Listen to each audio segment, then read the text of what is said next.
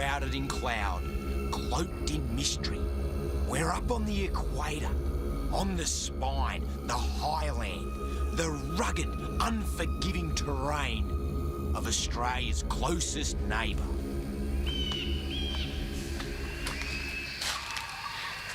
G'day and welcome to the primitive island of New Guinea.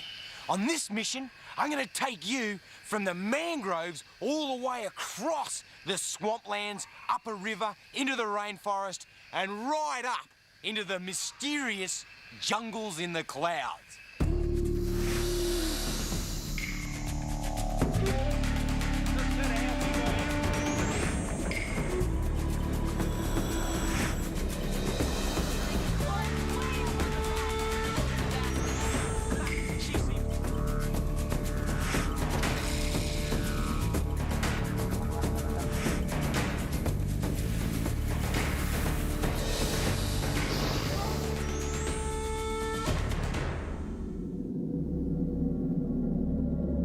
These highlands jut straight up out of the equator. In that cloud is a hidden glacier, and all the water that's shed off the highlands goes down into deep, impenetrable rainforest that's never even seen a pioneer nor an explorer. The rivers, the tributaries snake their way through mosquito-infested tracts of mangroves, the greatest expanse of mangroves in the world. They dump out into the Arafura Sea, into a tribal race that's seen very, very few white people. This ceremony was really scary. I was quite intimidated, and they've been performing it for thousands of years. My journey starts here at the Comoro village, right on the edge of the Arafura Sea, in the greatest expanse of mangroves in the world. Each side of us are well-known tribes that used to be headhunters.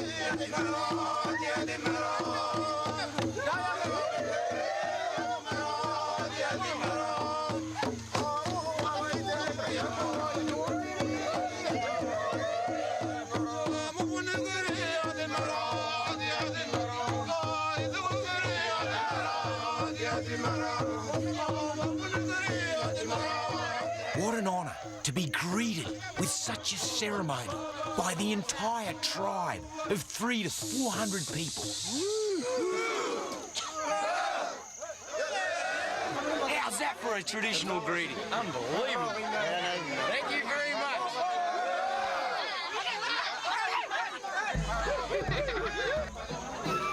These people are carrying on with their tradition that's been in place for over a millennia.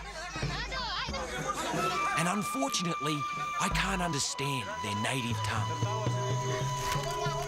It's interesting how kids all over the world hate to have a bath, and yet they love it in the river. I've been invited to join a hunt. I'm hoping to get to the wildlife before they spear and eat it. That traditional headgear they're wearing is cassowary feathers, and my traditional headgear is a cap. All of these boats are dug out of one single tree. The big ones, the small ones, incredible mode of transport, and they've been using them for centuries.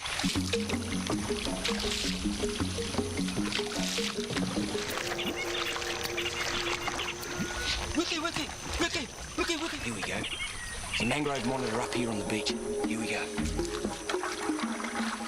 Wiki, they call it. And this one's way too slow for my liking. It doesn't seem quite right. These things are like lightning fast. Wiki.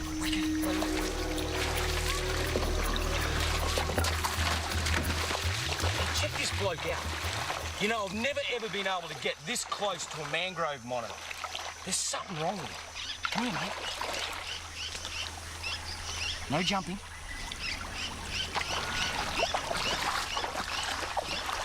Wow, he's a bit crook, all right. Ooh. Have a look at this. Oh, here we go. Look at this. Here, under his belly. Look at these puncture marks. These are dead set puncture marks.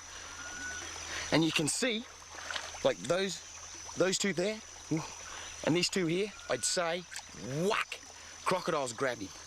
You can see how emaciated he is. Look at his hips are showing, his tail is totally sucked in, got no meat, got no body tone, he's not aggressive, he's not, oh there he goes, he's sticking his tongue out. That's not too bad. That's not too bad, little lizard. He's taken a heck of a hit, and that's one reptilian predator eats the other reptilian predator. This place is quite a good stronghold for saltwater crocodiles and for mangrove monitors. I have never seen so many mangrove monitors in one place in all my life. And I couldn't quite understand how I was able to get so close to this one and why he was hanging around in the shallows. He's sick. In fact, I'd say this poor little lizard's gonna die. Look at his claws. They're a spectacular animal. That beautiful black coloration with the yellow spots. Look how big his back feet are and his toes. They can climb trees like they're going out of fashion. Well, mate, best of luck. Best of luck. I feel sorry for him, but it's nature's way. This is the way it is.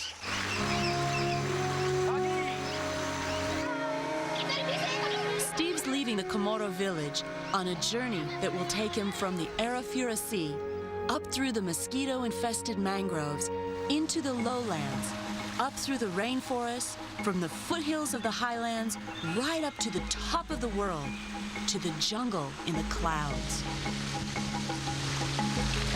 All along the way, there's new opportunities to explore wildlife, strange and mysterious animals, some which have never been recorded before. All the while Steve presses through the jungle, he hears the high-pitched noise of insects buzzing and humming all the time. He's onto a beautiful snake, a green python. Hang on, mate. Are you going up that tree whether I like it or not?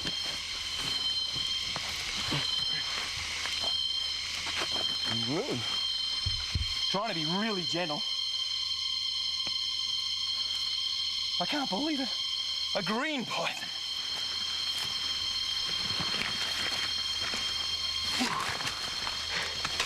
Check this out. Have a look at this. Green pythons are one of the more common snakes here. They're like a dime a dozen. Absolutely beautiful. And you can see how well they climb. Amazing thing is, they've got a brilliant sense of vibration. This snake could feel the vibrations of my footsteps as I was coming towards the tree. He's gone from his basking position straight up that vine. And it was only in my peripheral vision that I was able to locate him, was able to pick him up and see him zip up there and catch him. Oh, wow. Are they beautiful or what? Look at this. I'm in no danger. This is a non-venomous snake. Ah, he's constricting my head. Nah, they're beautiful. Look at this. Glorious snake. I've seen some snakes in my day, but I tell you what, the green python is certainly the most brilliant, vividly, brilliantly coloured snake in the entire world. They're basically nocturnal. They hunt for their food during the night. And look at the way he stretches out. Look at this. Straight out. Straight as a stick. They're very slow-moving snakes, and they can stretch from one branch to another. Now have a look down here. This is amazing. See his tail?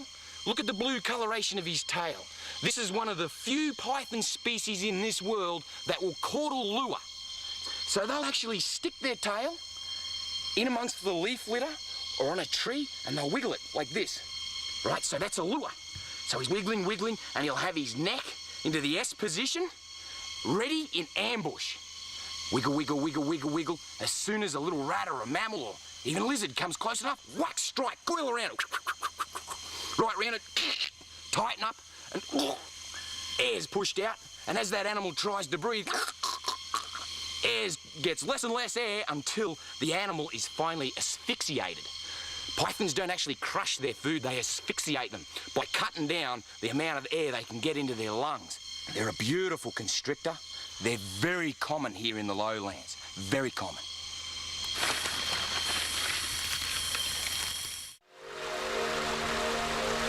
As the river becomes more narrow and shallow, It's just about as far as the boat can go, so this is where Steve's going to be dropped off. He has to travel the rest of the way by foot, through the thick, dense jungle that absolutely swallows him up. There's no way of knowing what lies ahead, what type of animals, what weird plants, what strange creatures he may encounter. This fig tree has grown around another tree and strangled it. The tree could be up to 200 years old, and it's immense. There's an entire ecosystem that is held within this one tree. This first bit, pretty slippery. It's got a lot of moss on it. But once I get over the first 50 feet, I should be out of the moss. Come on, Steve-o. It's incredible enough just to be climbing this tree, getting up to heights over 7 stories. Steve's looking for any kind of wildlife, and the thought of juggling wildlife with one hand and hanging on with the other is daunting. Here's a goanna, a type of goanna species. Oh, have a look at this. You're right, mate. You're right. You're right. Whew. I'm right now. Whew. Now, this is probably the biggest predator up here. Oh, this is a mangrove monitor. And it's a goanna species, or you're grumpy. You're all right, mate, you're all right. I wouldn't want to take a bite off one this size, because it'd hurt like heck. Come on, mate, up you get. Mangrove monitor, being a goanna, strictly a carnivore, so he's up here cruising around looking for lizards, birds' eggs, frogs, anything that's smaller than him, he'll eat. He's like the crocodile of the trees. They're found from the sea into the mangroves, right up here into the rainforest. Righto, mate, righto, you're right. Up you go then. Oh, not good. Tossing big predators while you're climbing trees. Not good at all. Oh, you go. Look. And this is what that mangrove monitor would be chasing. It's a little gecko. Look how yellow he is. Beautiful. And he uses these big root systems like a cave. And they're a nocturnal animal, and they can climb like blazes. They've got little pads on their feet, like little Velcro pads. Oh, crikey. I wish I could climb like that. And he's a bit vulnerable out here in the sunlight. Come on, mate. Come on, little fella. So I'll put him back in his cave. You can see those big nocturnal eyes. They're insectivorous. These big fig trees full of insects. There you go, buddy. There you go. There you go. Yeah, you watch out for those big goannas. There you go.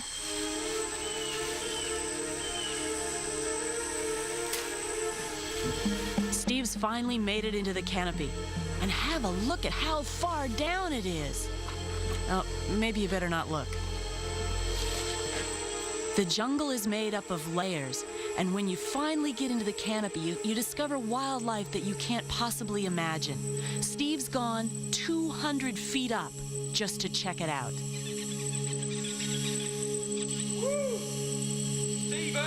Human tree room. And now he's got to get back down in typical Steve style. Wow. Pretty handy to find this vine here. Makes it a little easier.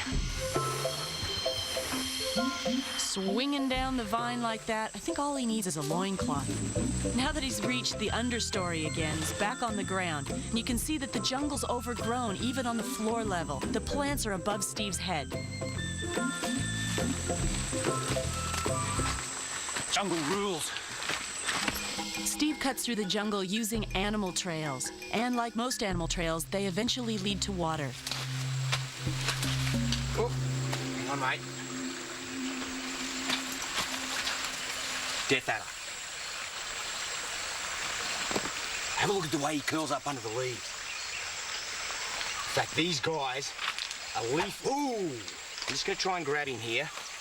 Now, this is a huge risk. Big risk. Because they're quick, really quick at striking. But he's not as aggressive now. All he wants to do is get away. Now, you can see how short and fat he is. How about his eyes? Look on top of his eyes. He's got like little eye shields where his eyes stick up, like really high eyebrows. They poke right up. Short, fat body structure. Very typical of the death adder. And they're very common here in Irian Jaya. You don't find them up in high elevations, only down here in the lowlands, but they'll go down as far as the mangroves. Love this rainforest. I'm gonna have to put him down. He's getting very agitated. Come on, mate. You're all right. There you go. Just relax. Relax there. Another really unique feature of the death adder is his tail. Oh, he's flattening out, see? He's aggressive. See this tail here? Have a look at the little white lure. So, he'll lure that. Wiggle it, wiggle it, wiggle it right in front of his head in the leaf litter. A skink, little lizard or a gecko will come along. Lure, lure, lure, get closer and closer. And as the skink pounces for his lure, whack! You just jam those fangs, usually into the chest cavity, kill the skink and swallow it down. They're almost a lizard specialist over here. They love to eat little lizards. But this little bloke here, he'd only be about a year old. He would pack enough of a bite to kill me easily. There's a fair few people over here that die from this species of snake. It's because they camouflage in the leaf litter. So I'll just let him on his way.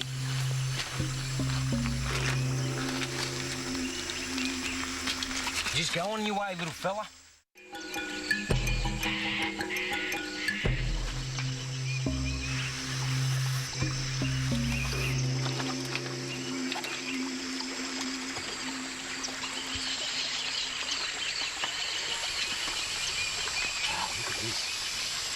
This is a white-lipped python. Pretty obvious. Ooh, you're all right, you're all right. No biting now.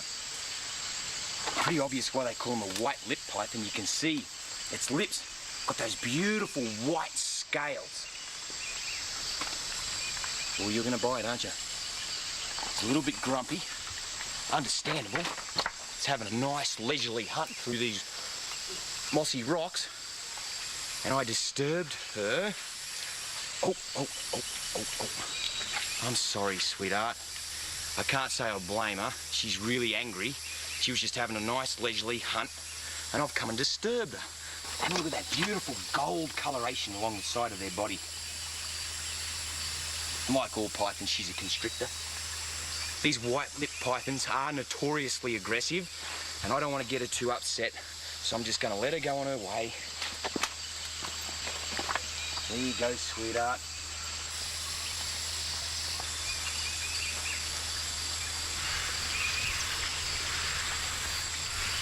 And just disappears back in her own environment, like that. Check this out.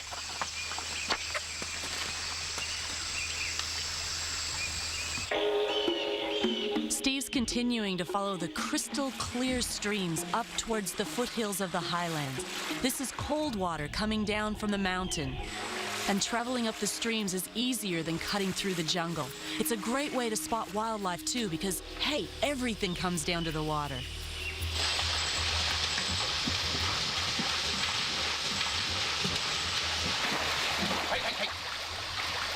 You're all right, mate. You're all right. Whoa! Tree snake. Look at the way he's puffing his throat out. He's all aggro. He's going to bite me right on the face.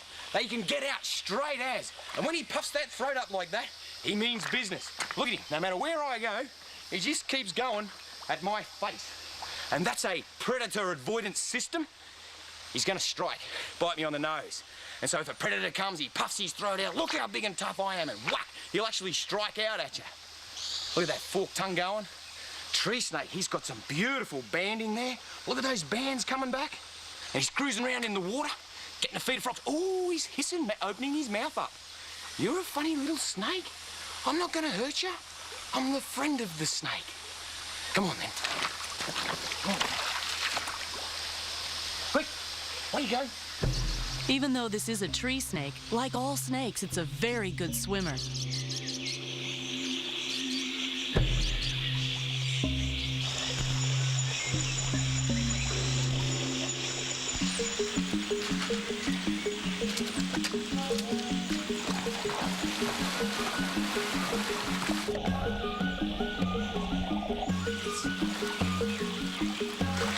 So there's two species of crocodile, and this is a New Guinea crocodile.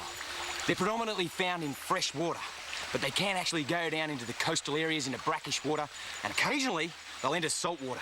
But they got to be really careful, because if they go down into the territory of the biggest crocodile in the world, the saltwater croc, they'll get eaten. They look very similar to a salty. This one's only a yearling. Look at his eyes, he's looking around. What's going on? He thinks I'm a big predator and I'm gonna eat him. Not at all. Look at his little head. Just like a little dinosaur. Beautiful little eyes and nostrils. And look, he's got great sharp teeth already. Hey? And he'd be feeding on insects. I tell you what, he's got a beautiful waterhole here. Isn't he gorgeous? Absolutely gorgeous. Beautiful little animal. He's a little beauty. It's easy to see why he's living here. This beautiful water has loads of fish and delicious insects to eat. Look at him go. He's at home here. And it's so hot in this climate, the humidity must be 100%, so Steve takes the opportunity to cool off as well. And what a fantastic experience, swimming with a crocodile.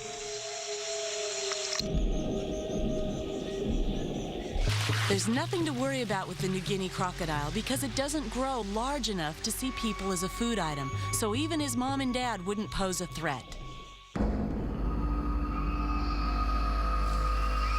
Life was pretty easy in the jungle, but now Steve's climbed up to the highlands. Well, that's only a few thousand feet. You can see the lowlands river meandering right back down into the mangroves. Oh boy. Now, I've got to go right over the top of those. I've climbed to just over 4,000 feet, and the air's starting to thin out, and it's hard yakka climbing up and down these mountains. They're as steep as.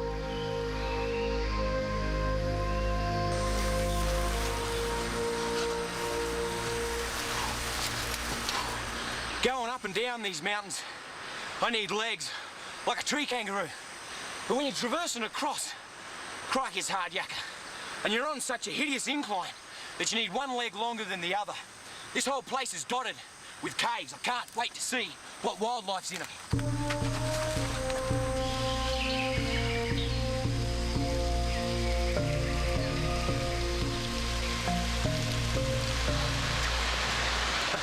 You're looking at 168 inches of water. What's that, like 14 feet of water annually? That's around 4 meters. And this is limestone. Right behind me is a fault line. And this is a fracture. And of course, it's always moving. And when you get water coming down through the cracks, it dissolves the limestone, creating beautiful cave systems. Right in behind that waterfall is one of those caves.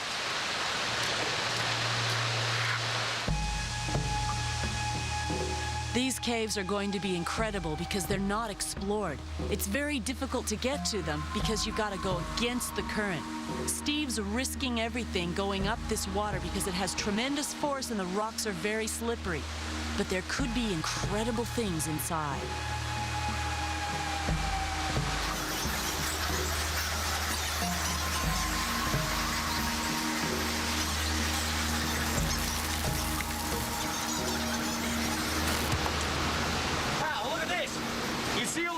Zipping around, they're actually feeding right now. Going out the cave, look at them behind me, look at that. Woo! It's a combination of bats and swiftlets. Wow. These are insectivorous bats. Now there's several different species that will actually roost in the same area. They'll use the same roost. And there's over 50 different species of insectivorous bats throughout the island. They're probably the most abundant of all of the mammal species.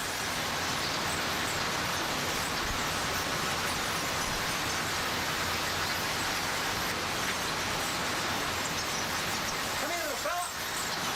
Are you avoiding me? Ouch! Look at him. Isn't he just darling? I'm not hurting him at all. He's got tiny little wings. Beautiful little animals. Aren't they glorious?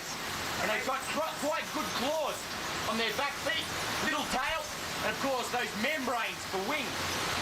They've got a great set of teeth. They use an incredible location device, sonar, and really good teeth for chopping into insects.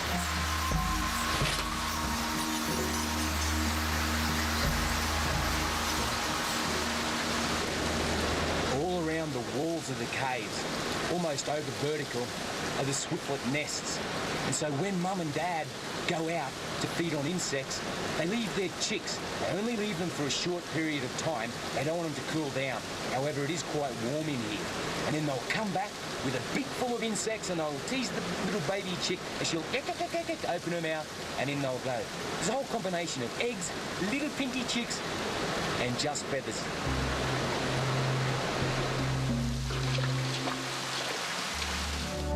Out of the cave and into the clouds.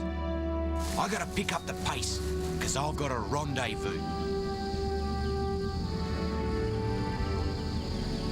It's like a rendezvous in a time warp. This moss is so slippery.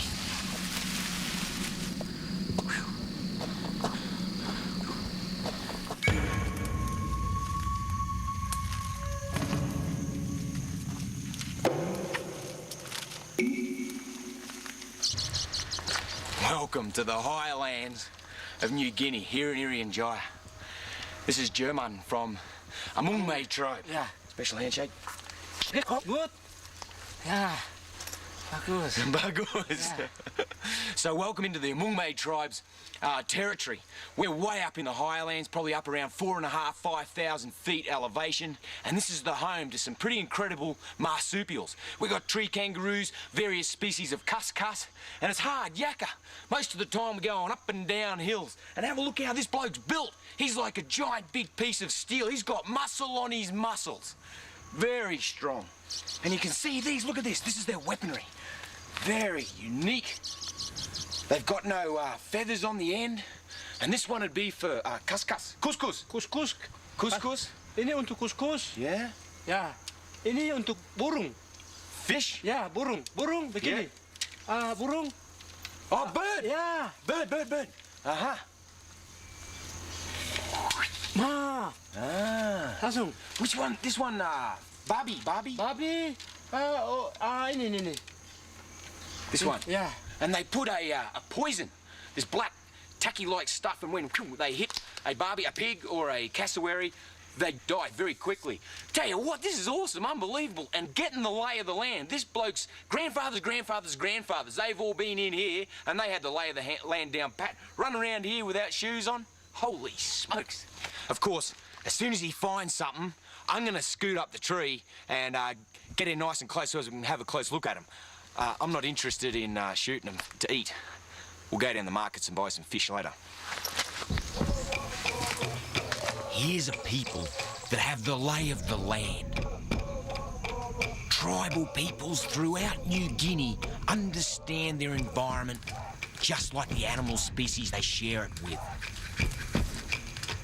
Incredible how there's growth on the growth. Here we go, he's onto something.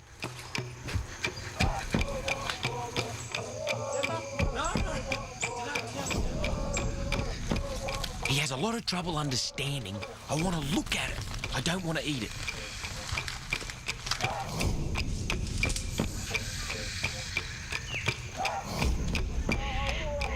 He's got an incredible eye for movement and detail.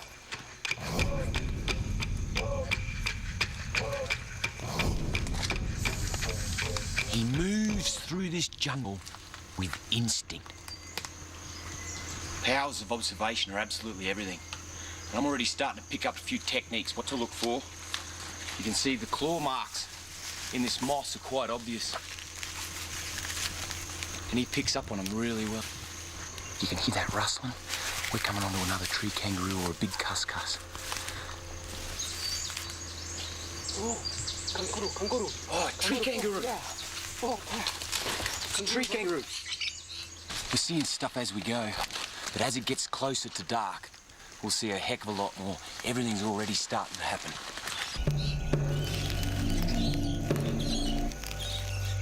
Tunggu, udah pisang? Ya. Belum berbuah. Ya. Kalau dia berbuah besar-besar, Couscous makan? kuskus, burung, kami bisa makan. See, over here, this is a banana tree, pisang. Ya, itu baru tanam. Aha, tunggu. Banana tree. And he's telling me this is really significant. Everything eats it. I'll make the best of it and fill my pockets up.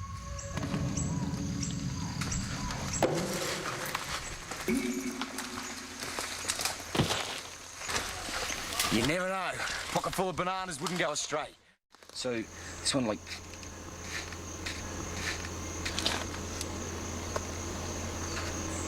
Okay. Yeah? On your head? Yeah. Yeah? Yeah. This is a very traditional headdress. Made out of cassowary feathers. Yeah. Cassowary, yeah? Ini bulu kasuari. Yeah. Ya, bulu Okay. kasuari. Taruh di atas kepala. Okay. Bagus. Bagus. Ya. Put him in here. Ya. And this one. Bagus. Yeah, turn on. Yeah, Oh, bagus. bagus. And this one. Oke, bagus. Okay. We're looking. Couscous. Oke. Okay. Jalan. Oke.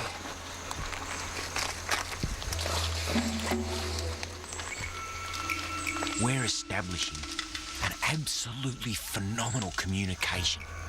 And working less than 6 feet from this man is a gift. He is oozing instincts that I'm picking up on. And the wildlife he can see. Di atas. Okay, you keep it towards the kangaroo. Ya. Woo! Bagus. Bagus.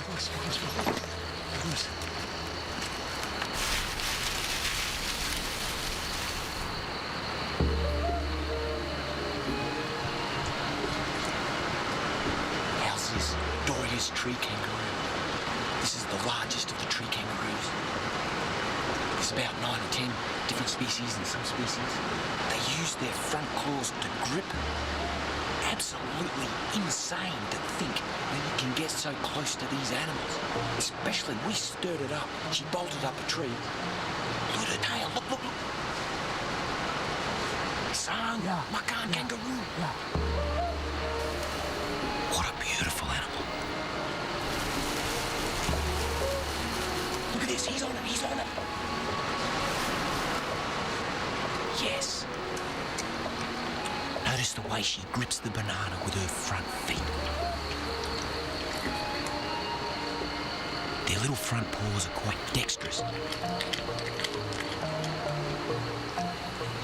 And she eats skin and all.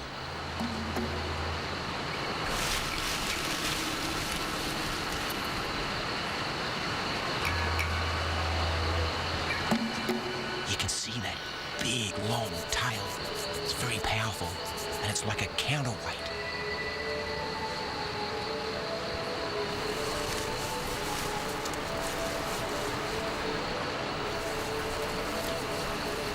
Look at this. Look. Here she comes.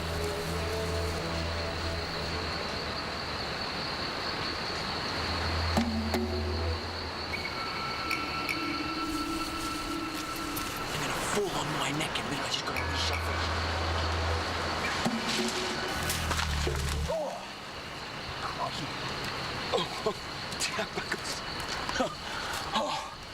Whoa, I've hurt my bottom, but I tell you what, that was an awesome experience. Terima kasih banyak. Who could believe get that close to a tree kangaroo? Oh, my neck. Oh. Hey. Couscous. Yeah, couscous. Yeah. Oh, yeah. Couscous.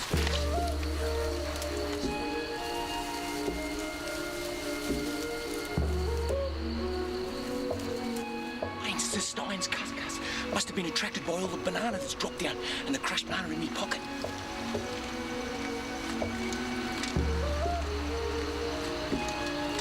Oh, yeah. Pisang.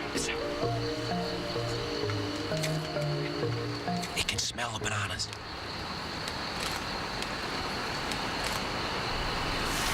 You're all right, sweetheart. You're all right. Yeah. Yummo. How's this? This is a Stein's couscous. Got a beautiful white blaze on his chest. Oh. He thinks I'm going to take the banana off him. I gave him the banana. You see those big bulgy nocturnal eyes? Isn't he cute? Absolutely darling. It's a girl. Oh. I don't think she liked me looking at her little girly bits, but she's got a pouch. I can actually see a little fold of skin in there, a little pink fold of skin. I wouldn't mind betting it's actually got pouch young. Don't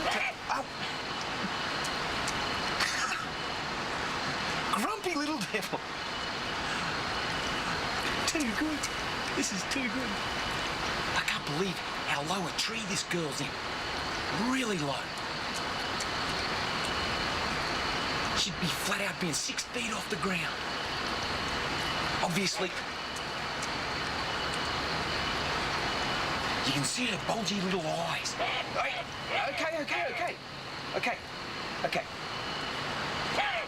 Okay. I'm out of here. She's had enough. He's like, go. Oh, of course. Oh, this is it. The find of a lifetime. It's a cuscus, a spotted cuscus. The most beautiful animal in the world.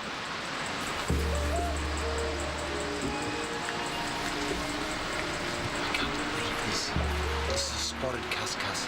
Easily the most magnificent coloration of any marsupial in the entire world.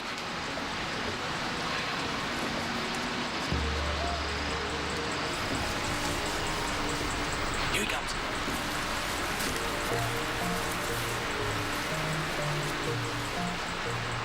He's really nervous.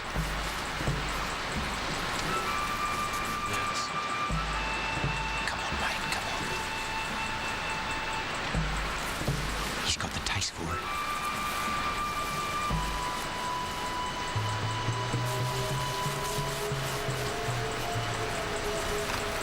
Oh, man.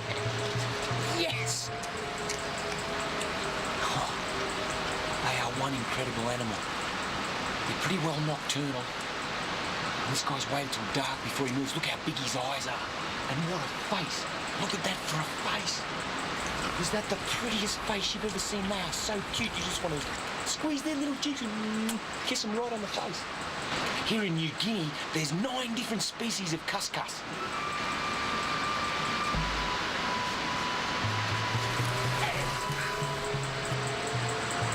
Here we go again.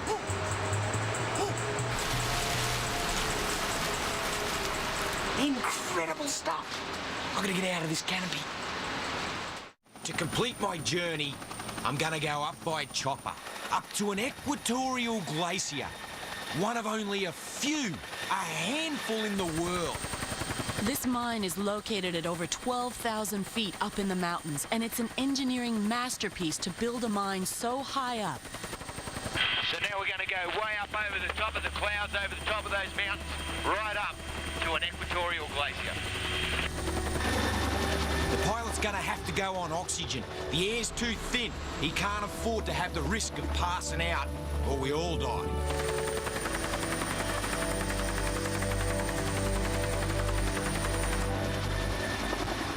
As we get higher and higher, the tree species, the flora species all starts to change. Get into the subalpine and then the alpine flora, and the trees are really stunted. It's hard yakka up here for them, real hard. Get a lot more heat.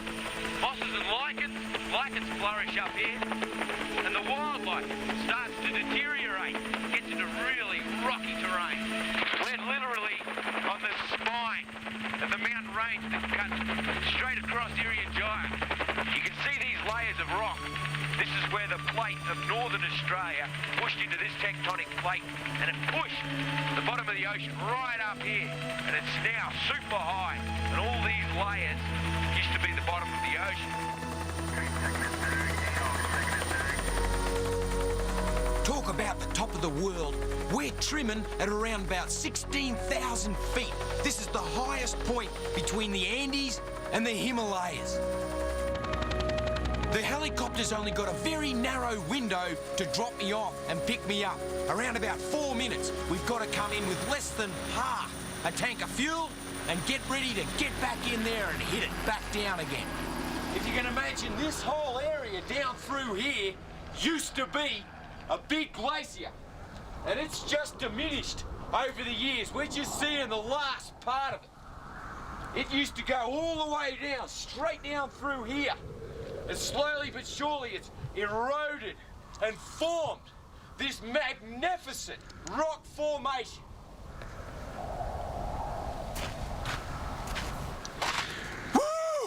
Woo! I'm on top of the world. I get to do the wildest things in the world. Aren't I lucky? Here I am, right on top of this glacier, and it's not going to be here for much longer. In 20 years, she'll be gone.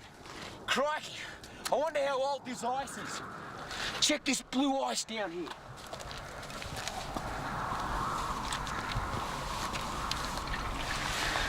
Quite amazing to think that, this won't be here all that much longer. Global warming. Perhaps it's a natural phenomenon, and perhaps by being up here at this glacier, we can actually start to realise the catastrophic effect that us, the human race, is starting to have on the entire environment, because what's being affected up here is affecting the entire ecosystems all the way down into the mangroves and into the ocean. It's quite inspirational to be right fair smack on top of the world. My window's shut. I've got to get back on board and take off and get out of here. A once-in-a-lifetime experience. Crikey! This place has the thickest of atmospheres. It's so thick you can cut it with a knife. And it's remote and primitive. One of the most primitive left on our Earth. All of the animals, the species that are found here, have evolved and are only right fair smack in the jungles in the clouds. If you're looking for more outrageous croc hunter action, here's an offer you can sink your teeth into. Now you can own Steve's Most Dangerous Adventures on home video for only $19.95. Yes! To order, just call 1-800-544-3777 and we'll send you the video with the most death-defying, adrenaline-pumping moments from the Croc Hunter series. Call 1-800-544-3777 and order Steve's Most Dangerous Adventures now, or send $19.95 plus shipping and handling to P.O. Box 1089, Florence, Kentucky 41022.